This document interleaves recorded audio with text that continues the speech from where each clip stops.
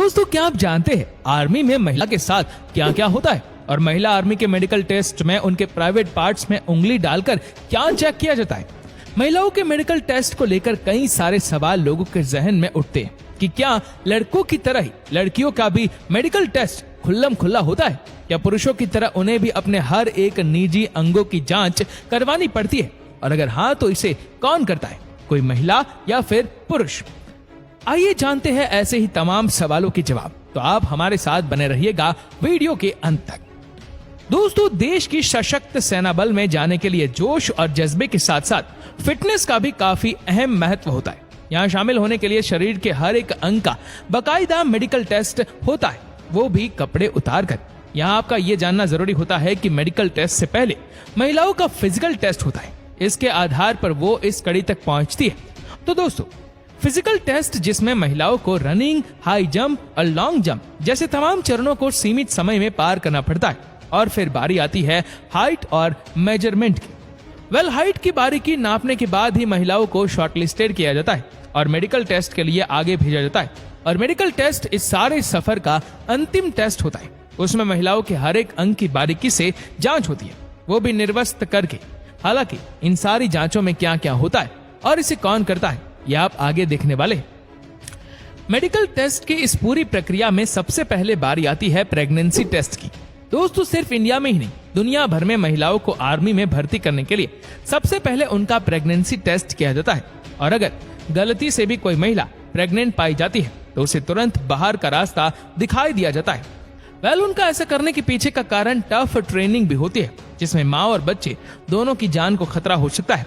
ऐसे में इस टेस्ट में लड़कियों को अल्ट्रासाउंड मशीन के नीचे रखा जाता है और उनकी यूरिन की जांच भी होती है। और फिर अन्य जांचों के बाद जब मेडिकल ऑफिसर को यह साफ मालूम पड़ जाता है कि कैंडिडेट प्रेग्नेंट नहीं है, तभी उन्हें अगले टेस्ट के लिए आगे भेज देते हैं। Breast test. प्रेगनेंसी टेस्ट के बाद मिलिट्री के डॉक्टर लड़कियों के दोनों ब्रेस्ट को बराबर चेक करते हैं और ये सुनिश्चित करते हैं कि कहीं कैंडिडेट के ब्रेस्ट में कोई गांठ या फिर कैंसर की शिकायत तो नहीं है। ऐसा इसलिए किया जाता है क्योंकि आर्मी की ट्रेनिंग काफी उतार चढ़ाव से गुजरती है। यहाँ पर इसकी छोटी से छोटी बीमारी भी महिलाओं की राह पर अड़चन डाल सकती है। इसके अलावा महिलाओं के ब्रेस्ट का साइज भी काफी मायने रखता है, क्योंकि ऐसा माना जाता है कि जिन महिलाओं के ब्रेस्ट का साइज काफी बड़ा होता है वो आम महिलाओं के मुकाबले कम फुर्तीली होती है और उन्हें भागने दौड़ने जैसे तमाम फिजिकल एक्सरसाइज में प्रॉब्लम होती है। Piles checkup test. पुरुषों की तरह महिलाओं का भी पाइल्स टेस्ट होता है, जिसमें महिलाओं को आगे की तरफ झुककर खांसना पड़ता है। इस टेस्ट के दौरान डॉक्टर गुदा द्वार को टेस्ट करते हैं कि कहीं कैंडिडेट को पाइल्स यानी कि बवासीर तो नहीं है। इस अजीबोगरीब टेस्ट का आर्मी में होने का कारण कड़क डिसिप्लिन है, जहां सोना, उठना, खाना, नहाना, हर चीज बिल्कुल टाइम पर एक्यूरेट होती है। ऐसे में पाइल्स जैसी बीमारी से ग्रसित कैंडिडेट के लिए ये रूटीन फॉलो करना थोड़ा मुश्किल है, जिसकी वजह से उसे घर का रास्ता दिखा दिया जाता है। इस टेस्ट के बाद बारी आती है वर्जिनिटी टेस्ट की। जी हाँ, आपने बिल्कुल सही सुना। हालांकि जितनी खुशी आपको ये जानकर होगी कि हमारे भारत में इस टेस्ट का कोई प्रावधान नहीं है, उतना दुख आपको ये भी जानकर होगा कि आज भी कुछ देश ऐसे हैं जहां पर लड़कियों को देश सेवा करने से पहले अपनी वर्जिनिटी साबित करनी पड़ती है। वही कुछ देश ऐसे भी है जहां पहले ये कभी हुआ करता था, मगर वहां पर मौजूद मानव अधिकार संगठन और फेमिनिस्ट ग्रुप के बदौलत ये परंपरा खत्म कर दी गई। इस कड़ी में सबसे पहला नाम इंडोनेशिया का आता है, जहां कुछ साल पहले तक इंडोनेशिया की सेना में भर्ती होने वाली महिलाओं का वर्जिनिटी टेस्ट और 2 फिंगर टेस्ट हुआ करता था। लेकिन साल 2014 के दौरान हुई एक इन्वेस्टिगेशन के बाद इस प्रोसेस को पूरी तरह से बंद कर दिया गया, और ऐसा होना भी चाहिए। आखिर इस तरह का टेस्ट महिलाओं को शारीरिक और मानसिक रूप से पछाड़ित जो कर रहा है। यहाँ अच्छी बात यह है कि हमारे भारत में ऐसा कोई वर्जिनिटी टेस्ट नहीं होता, लेकिन महिला के वर्जाइन में किसी इन्फेक्शन या महिला कृत को पता लगाने के लिए उनका वर्जिनल टेस्ट जरूर होता है, जो कि एक महिला गायनेकोलॉजिस्ट की निगरानी में किया जाता है। Test related to other body parts.